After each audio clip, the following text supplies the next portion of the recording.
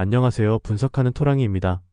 영상 시작 전 구독과 좋아요 눌러주시면 감사하겠습니다. 영상의 댓글에 스포츠 가족방 링크 기재해 두었습니다. 가입권료 없이 입장하실 수 있으니 스포츠 가족방에서 추천픽을 확인하시기 바랍니다. 바로 분석 시작해 보도록 하겠습니다. 첫 번째 경기 대구FC 대 강원FC. 대구는 이번 시즌 6승 8무 18패라는 초라한 성적으로 리그 최하위권에 머물고 있으며 강등 위기에 직면해 있습니다. 특히 홈에서조차 안정적인 모습을 보여주지 못하면서 팬들의 실망을 사고 있습니다. 수비진은 공간 커버가 느슨해지며 단순한 전개에도 쉽게 무너졌고, 공격진은 득점 찬스를 잡아도 마무리 능력이 부족해 승점 확보에 어려움을 겪었습니다. 다만 직전 광주 원정에서 3대2로 승리하며 분위기를 조금은 바꿀 계기를 마련했고, 이 승리가 선수단에 자신감을 불어넣는 효과를 줄 수 있습니다. 강원은 올 시즌 11승 10무 11패로 6위에 올라 있으며 상위 스플릿 진입 가능성이 높습니다. 강원은 조직적인 수비 밸런스를 유지하면서 중원에서 끊임없이 압박을 가하는 전술이 강점입니다. 특히 측면 자원들이 왕성한 활동량을 바탕으로 역습 시 빠른 전환을 보여주며 상대 수비를 곤란하게 만듭니다. 최근 몇 경기에서는 수비 라인이 흔들리는 장면도 나왔지만 전체적으로는 안정적인 경기 운영 능력을 보여주고 있습니다. 이번 맞대결은 대구가 홈팬들을 앞에 두고 초반부터 적극적으로 압박하며 경기를 주도하려 할 가능성이 큽니다. 강원은 견고한 수비와 빠른 역습으로 대응할 것이고, 세트피스에서의 한 방도 노릴 수 있습니다.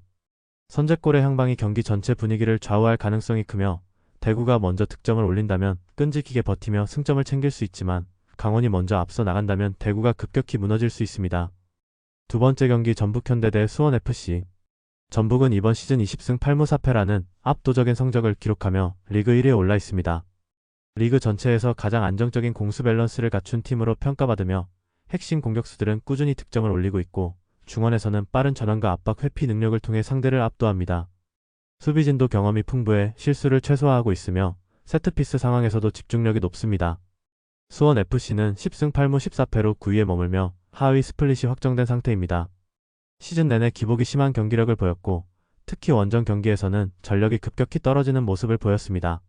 수비 라인이 무너지면서 다실점으로 이어지는 경우가 많았고, 공격진 역시 결정력 부족에 시달렸습니다. 다만 일루첸코를 중심으로 한 공격은 공중볼 상황에서 위협적일 수 있으며 세트피스에서는 의외의 한 방을 기대할 수 있습니다. 이 경기는 전북이 점유율을 바탕으로 경기 주도권을 장악하고 수원의 수비 라인을 계속해서 흔드는 양상으로 전개될 가능성이 큽니다. 전북은 측면과 중앙을 적절히 공략하며 수원의 수비 집중력을 시험할 것이고, 수원은 밀집 수비와 빠른 역습으로 반격을 꾀할 것입니다. 그러나 경기의 무게 중심은 전북 쪽에 기울 가능성이 크며 전북이 먼저 득점할 경우 수원은 따라가기 힘들 수 있습니다. 세 번째 경기 대전 하나시티즌 대 제주 유나이티드. 대전은 14승 10무 8패를 기록하며 리그 3위에 올라 있습니다. 이미 파이널 A 진출을 확정한 상태에서 상위권 순위를 굳히기 위한 중요한 경기가 될 것입니다. 주민규를 비롯한 공격진이 꾸준히 득점을 기록하며 팀 공격의 중심을 잡아주고 있고, 중원에서는 안정적인 전환과 압박으로 경기 흐름을 장악하는 힘을 보여줍니다.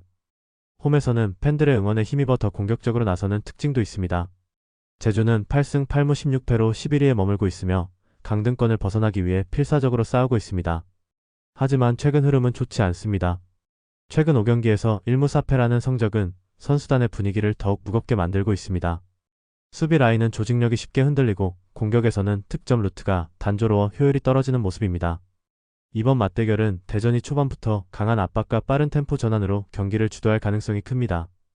제주는 밀집 수비와 역습으로 맞서겠지만 중원 싸움에서 밀리게 되면 경기 전체가 대전 쪽으로 기울 수 있습니다.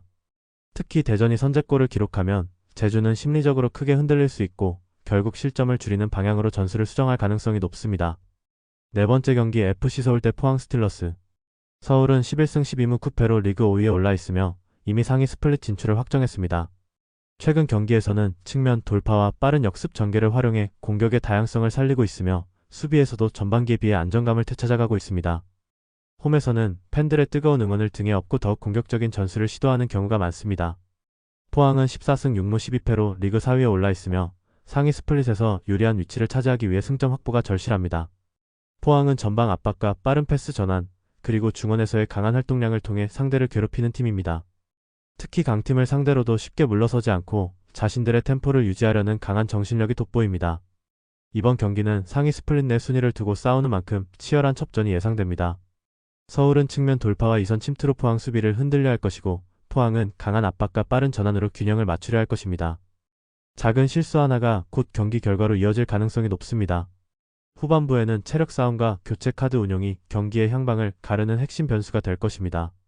다섯 번째 경기 울산 현대 대 광주FC.